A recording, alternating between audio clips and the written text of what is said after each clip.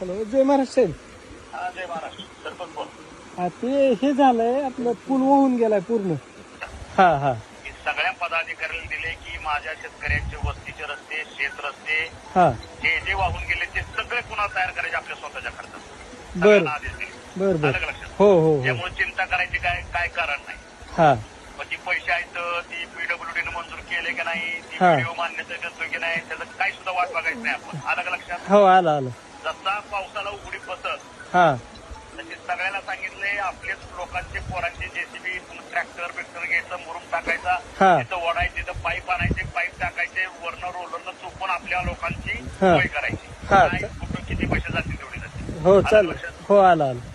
त्याच्यामुळं चिंता करायचं काय कारण नाही. जशी उघडीत होईल ना हा, तसं सुरू करा काम फटाफट.